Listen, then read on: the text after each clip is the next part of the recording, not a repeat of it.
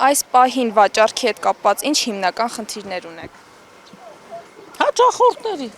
մնացել է լրիվ, չի վաճառվում։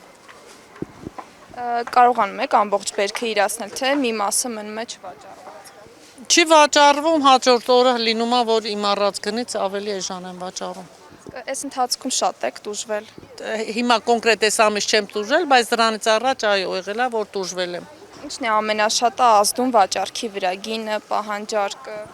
Գինը, պահանջարկը, օրն էլ նշանակություն ունի, մարդիկ հիմա աշխատանք են, չեն գալիս շուկա, բայց օրինակ շաբաթ կիրակ է, մի քիչ ավելի լավ է լինում, տանն են, գալիս են շուկա, իրանց ուզած բաները վերցնում, հարմար է ստեղ շուկան, էլի էժան են ավելի։ Ըստ ձեզ այս վիճակը ինչից է սկսել, ինչի հետևանքն է։ Անկառավարելի վիճակն է, այ որ հիմա գիլասի կեսը գնար դուրս, այսքան էժան չէր լինի գիլասը, նա գյուղացին էլ մեղք է լինում։ Բերում է ենթադրենք 300-ով գիլասը հանձնում, հենա այս 400-ով էլ չկարողաց այսօր վաճառը։ Դրեցի 400, տենց էլ մնաց։ Հոկտեմբերյանից եմ, Զարթոն գյուղից։ Այս տարվա բերքը նախորդ տարվա համեմատ ինչպես է եղել։ Այս տարի շատ լավ էր բերքը,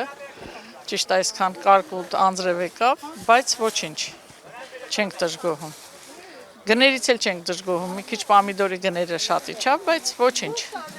Տրանսպորտի կամ տեղափոխման ծախսերն ինչպես են ազդում ձեր եկամուտի վրա։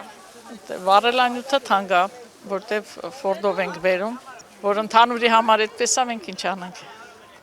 Գնորդների թիվն այս տարի ավելացել է, թե նվազել։ Օրը գիտի, ոնց ասեմ։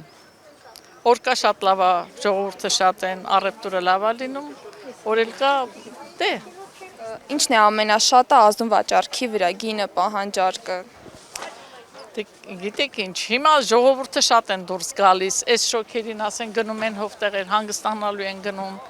այս շոքերը մի քիչ նպաստում են, որ գնորդների քանակը քչացել է։ Ըստ ձեզ պետությունը կաջակցի, որ վաճառվի կամ։ Տղայիս ընկերները խանութներ ունեն, եթե պետք է լինում, ինքը հանձնում է բոլորը խանութներին։